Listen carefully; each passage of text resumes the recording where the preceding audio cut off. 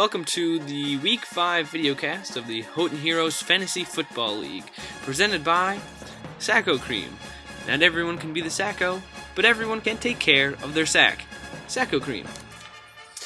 And this week, we are going to have no interviews, no gimmicks, no nothing. Last week, for Week 4, a member of our league was a little upset about the lack of football talk on the video cast. So this week, it's going to be purely football. Only football. That's all we're talking about today.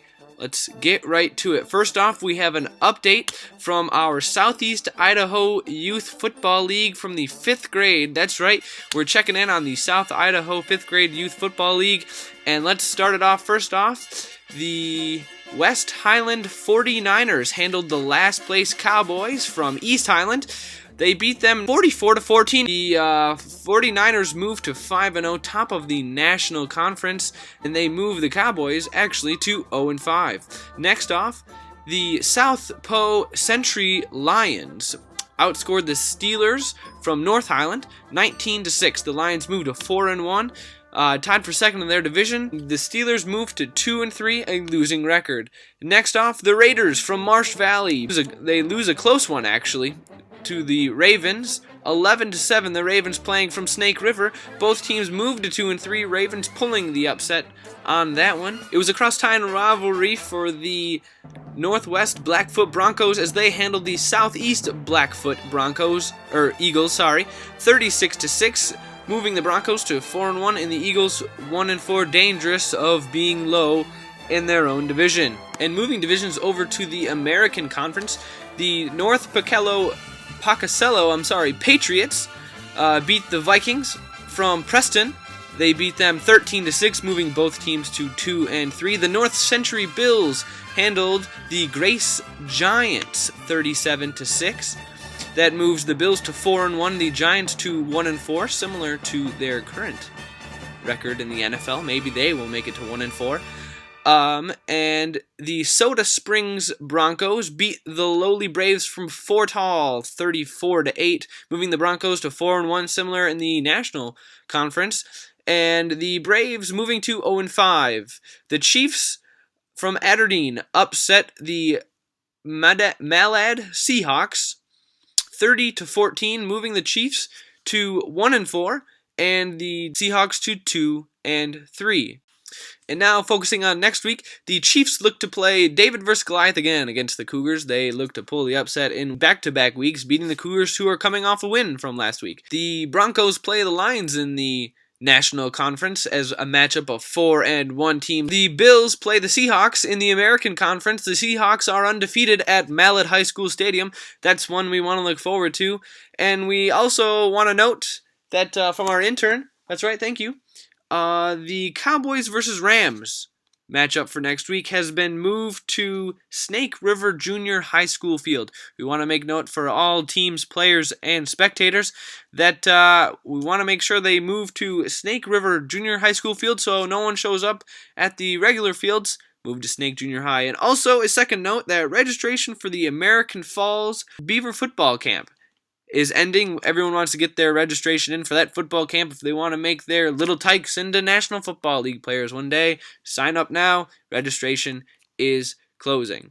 Now let's focus on the Fantasy Football's Houghton Heroes League from last week. First off, we'd like to say big props to Holly Carroll moving to 4-0. No one really gave her a chance in the beginning of the league. No one could have predicted this. Undefeated, top in the league, most points scored. Give it to her. And besides Holly going undefeated, she also, in doing so, handed Kyle his first loss of the year and also of last year as well. The diddler, as Kavi said, finally got diddled. I think we need to congratulate Kyle on his year and a quarter. We're at the quarter mark of the NFL season this week. A year and a quarter undefeated streak. Kyle, he'll have that record for a long time, so let's give a round of applause for Kyle.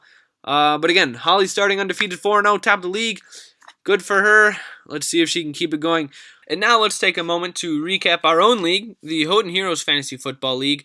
Your host, myself, went 5-0 in my game picks last week, moving my overall record to 8-2. quite a good record, 80%. Let's see if they can follow up this upcoming week 5. But first off, week 4, like I said, Holly moving to 4-0, meaning she beat Kyle 146 to 95. Demarius Thomas saved a rather sorry week for Kyle. His running backs scored 5, 3, and 2 points respectively. He had an all-right game from Tom Brady. He finally breaks out, along with his kicker, both from New England. Maybe kind of a correlation there, I don't know. But and he stuck with his tight end, Charles Clay from Miami. We know he was dealing for a tight end all week. He put up a respectable 10 points. Did well for Kyle, still in the loss. But with Holly, as always, Peyton, AP, Wes Welker got big games, double digits. Torrey Smith was a surprise with 22 fantasy points. He's been good. He's had at least 85 yards receiving in each week this week. We'll see if he can keep it up this week. And a big game from Antonio Gates. Scored 19 points as a tight end. Definitely helped her out. Scored 146 points. That's a lot. And next, Andrew beat Jake, like I predicted, 99 to 77. Foster finally broke out with 22 points for Jake. But despite that, he only had one player score over 9 points, and that was Matt Ryan with 22. And the big trade targets that Jake acquired from Kyle a couple weeks ago only scored 9 points each. Marcus Colston and his other player, can't really remember it off the top of my head, that he got, only scored 9 points, and his bench was no help either. We'll see if it's time to panic for Jake. Not really seeing much help in the future. As for Andrew, Breeze, his usual self, scored 32 points. Despite a fumble from Marshawn Lynch, he still scored 17 strong points for his team. Reggie Wayne had a nice game with 16. And the Tennessee defense definitely made the difference, scoring 22 points for him.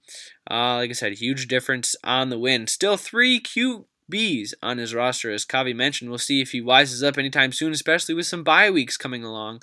And speaking of Kavi, he won over Steve this week, 122 to 89. As for Steve, a huge 22 points from Reggie Bush. Great game. As we turn our attention to week 5 here in the Fantasy Football League, let's start with Carl playing 0-5 Simon. And this week, I like Carl to keep Simon undefeated as he moves to 0-5. I think Phillip Rivers is going to repeat what he did last week. I think LaShawn McCoy is definitely posed to start acting like a number 1 fantasy running back again. And Andre Johnson, I see him underperforming. However, I think the Denver D is going to get a lot of turnovers against Dallas this week. I think it's definitely going to help your team. Simon, D'Angelo Williams, you have him slotted to play. I think he lets you down this week against Arizona, a good run-blocking team. I think Dez gets shut down as well playing the Denver Broncos. I think he's the only person that they have to look out for in the Tony Romo offense. It's definitely going to hurt you. Another dismal game from Rice again. I don't think that they plan on getting him the ball, but I don't think they're going to do much. A lot of teams going to game plan for him, shut him down. I think Michael Vick and Anquan Bolden can save you, or they cannot save you, and I think that you move to 0-5. Coming off his first loss of the year, Kyle, 3-1, takes on a 2-2 Andrew Benda team. Andrew Benda, you're currently playing Vincent Jackson. I think it's definitely going to hurt since he's on a bye. Hopefully you see this before Sunday. Stephen Ridley, not really planning to play. He's hurt. Going to be another hurt for your team if he doesn't play. It's another goose egg. Definitely 2 zeros. I don't think you're going to get the win. Anyway, I think Reggie Wayne is shut down by Seattle. He's kind of their only receiver right now. T.Y. Hilton not playing that much, and Hayward Bay still making his way in the offense. Had a couple good games. Don't think he's going to do much this week. I think we need to hamper our expectations against Breeze against the Bears. The game's in Chicago. It's going to be cold, a little bit rainy, I think. Don't think he's going to be clicking like he does in the Dome down in New Orleans. Definitely going to hurt. I think Lynch has another big game, though. I don't think he's going to be stopped very much against the Colts. Too much going on in that offense. Think he has a big game. Not enough, though. I think you're going to lose to Kyle. I anticipate, Kyle, no help from your running backs. Again, I think they're facing Kansas City and Baltimore. No help there. 2 good defenses. I think your wide receivers pick you up, though. I think Demarius Thomas has a big game against the Cowboys. Alongside Julio Jones, who you got from Jake. Stupid trade. I think they definitely help you. Brady gets Gronk back. Oh, wait. No, he doesn't this week, but I think it doesn't matter. I think he gets a big game, and I think you get the win anyway. Next, 1-3 Steve faces 0-4 Drew. Steve, Aaron Rodgers, Reggie Bush playing against each other in Green Bay. I think it's going to be a shootout, and I think you're going to benefit. Aaron Rodgers, I'm sorry. Passing offense, shootout. That's what you love to hear. Reggie Bush catches a lot of passes. Again, what you love to hear. DeMarco Murray is not going to do much for you this week against the Broncos D. They're going to be in pass mode. Cowboys are going to be down. Not many running opportunities. That's going to hurt. Although Bilal Powell for the Jets, I think he's going to get a lot of rushes. He'll score some points for you. I think Megatron scores double-digit fantasy points, and he won't score a touchdown, though. I think Green Bay is going to keep him out of the end zone. I don't think they're going to limit his yards at all. Going to get you double-digit fantasy points. And Vernon Davis has a good game as well out on the West Coast. And I think it's going to lead you to the win. Drew, AJ, and I think Matthews is going to have a good game as well this week. I don't think it's going to help that much, though, despite the shootout. I don't think Eddie Lacy, is going to get you a lot of points. Again, it's going to be a passing game. Eddie Lacy, running back. I don't think he catches a lot of passes in that offense. Way too many targets for Rodgers to throw to. Maybe he'll get a touchdown. I really don't see it coming. Hard to predict that. Single digits is what I'm predicting. I think you have an average game from Colin Kaepernick. He hasn't produced lately. Don't think that he's going to this week. We'll just wait for a breakout game, and then we'll get on the bandwagon.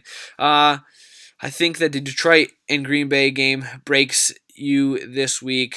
Like I said, I've said it a couple times already. The shootout is going to help Steve hurt your team.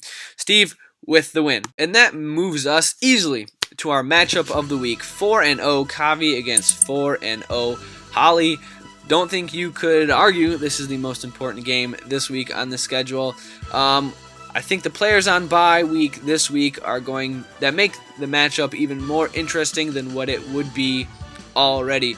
As we know, Minnesota, Pittsburgh, a couple other teams on bye, but specifically these two teams are going to impact the matchup, and I think that they affect the matchup in a negative way, most towards Holly's team. Let's focus on the running backs to begin. Holly, you're losing Adrian Peterson and Le'Veon Bell. Le'Veon Bell coming back from his sort of Liz Frank injury. Had a huge game, 2 touchdowns in AP. Can't say enough about him. You're losing both these players. I think it's really going to hurt. You have Ronnie Hillman and Jaquiz Rodgers slated in your running back position.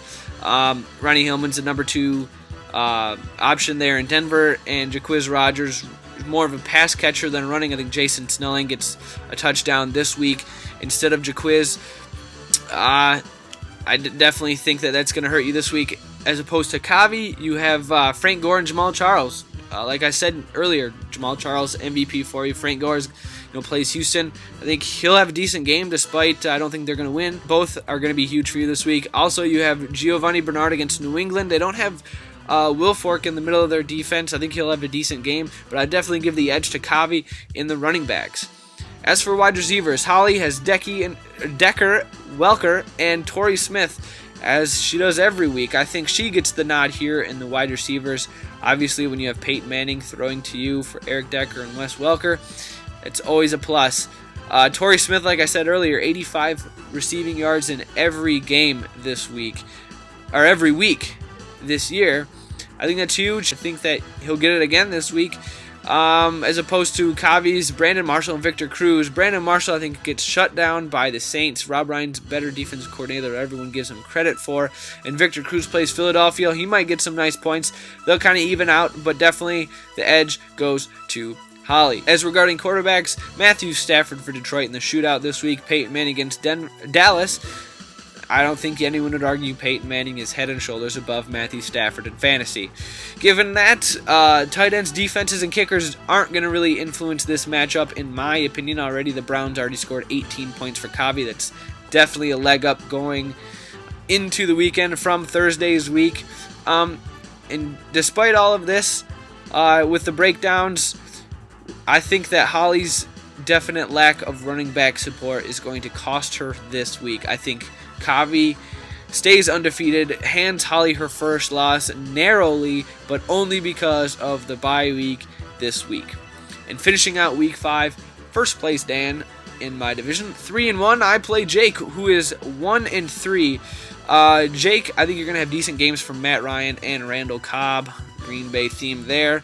I think that the defenses from the 49ers, who I have, are going to target Foster after his huge game last week. I think they'll shut him down. I think he might get double digits this week. Not a huge game, but more than 10. I think Moore and Bell are going to disappoint you this week in your running back core here. And looking at my running backs, I think they make the difference, like I said. I think Cam Newton has a nice game as well. I think Deshaun Jackson bounces back this week against the Giants. Type of a shootout game. I think he'll get more than 3 fantasy points this week. Another Green Bay receiver, Jordy Nelson's going to benefit again. I didn't know who I was going to start from Buffalo, Spiller or Fred Jackson. Obviously started Fred Jackson, had a huge game, lucked out there. Maybe in the last week I have him. I know a couple people have been asking about his availability, have been working out some things. Might not be on my team next week. We'll see. But I think I moved to 4-1, tied with Kyle, but more points than him. I'll stay in first place. And that's my recap here for week 5. To say it again, my picks are myself. I have Steve over Drew, myself again over Jake, Kavi over Holly, Kyle over Andrew, and Carl over Simon. Thanks for watching, everyone. Have a good week 5.